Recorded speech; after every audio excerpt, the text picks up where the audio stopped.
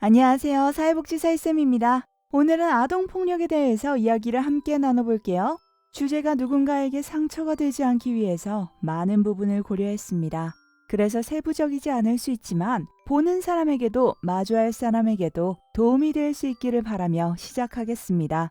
우리나라의 아동기준은 아동복지법이라는 법에서 확인이 가능합니다. 아동복지법 제3조 정의를 보면 아동이란 18세 미만인 사람을 말한다 라고 명시되어 있는 것을 확인할 수 있습니다. 여기서 제가 올 초에 헷갈렸던 부분이 법 안에 만이라는 표시가 사라진 거예요. 그래서 저는 바뀐 줄 알았어요. 헷갈리니까 기준을 바꿨구나. 그래서 그냥 18세를 기준으로 하는 줄 알았죠. 그런데 보건복지부에 통화해보고 알았어요. 법마다 나이 제한이 있는 법들이 있는데 어디는 많이 붙었고 어느 법에는 붙지 않아서 헷갈려서 어차피 우리나라 법은 다 만 나이라서 모두 만이라는 글자를 빼서 만 나이로 통일시켰다고 하더군요. 난 그런 줄도 모르고 그냥 18세인 줄 알고 닭꿀도 달았는데 잠시 혼자 있고 싶어요. 나가주세요.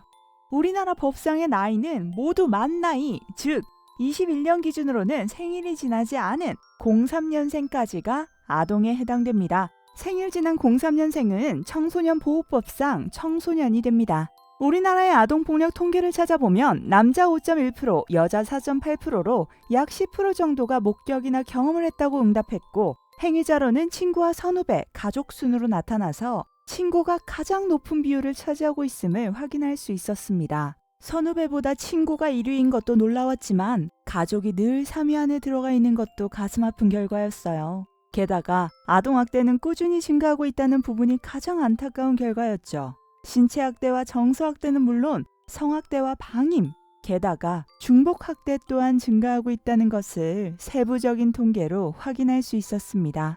우리가 종종 폭력을 때리는 것만 폭력이라고 생각하지만 아동폭력에는 이렇게 신체적인 부분을 포함해서 정서적, 언어적, 비언어적, 성적 폭력은 물론 필요한 것을 제공하지 않는 방임도 해당된다는 것을 알아야 합니다. 그럼 우리가 폭력을 줄이기 위해 할 수 있는 노력은 무엇일까요? 많은 부분이 있겠지만 세 가지로 정리해보자면 일단 폭력이 무엇인지를 정확히 알아야겠죠. 그래야 폭력인지 아닌지를 알 수 있으니까요. 그리고 두 번째로는 주변에 관심을 가져야 합니다. 아이가 혼자 있을 시간이 아닌데 혼자 있다거나 아이의 몸에 알 수 없는 멍들이 많아지고 아이가 무기력해 보이거나 우울해 보이는 등 평소와 다른 혹은 평소보다 심해지는 모습들이 보이면 신고해 줄 수 있도록 말이죠. 마지막으로 폭력을 예방하는 사회를 만들 수 있도록 주변에서부터 작은 실천을 이어가는 것도 방법입니다. 왕따가 생기지 않도록 관심을 갖고 함께 어울릴 수 있도록 하고 혹은 또래 상담, 또래 도우미 등 교내에서 할 수 있는 봉사활동 등에 참여해보는 것도 예방하는 사회를 만드는 노력이 됩니다. 그리고 나부터 폭력적이지 않는 습관을 기르는 것, 이 부분이 가장 중요하겠죠. 사실 뭐 이런 거밖에 없냐고 안타까워할 수 있지만 이런 간단할 수 있는 실천도 막상 현장을 마주하면 행하기가 어려워지거나 망설이게 됩니다.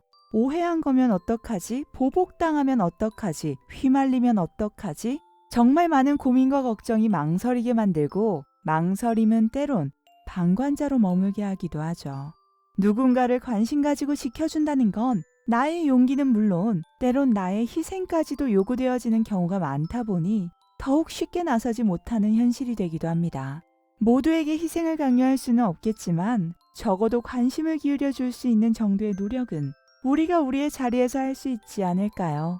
슈퍼히어로처럼 늘 불의를 보고 대응하기는 어려울지라도 내 주위부터 챙겨줄 줄 아는 관심과 사랑이 사람으로서 자신의 자리에서 낼 수 있는 최대한의 용기라고 저는 생각합니다. 실천은 어려울수록 기본과 닿아 있고 그래서 놓치기 쉬운 것이라고 생각합니다. 전문적인 도움, 즉 개입이 필요한 이유가 되기도 하죠. 그리고 사회적으로 봤을 때는 부모 교육을 통해 건강한 가정과 양육 환경을 만드는 것, 폭력에 대한 대응 체계는 물론 사후관리 체계를 강화하는 것, 폭력을 줄일 수 있는 사회적 분위기 및 제도적 기반을 마련하는 것, 그리고 편견과 차별 없는 세상으로 나아갈 수 있도록 함께 노력하는 것 등으로 정리할 수 있겠습니다.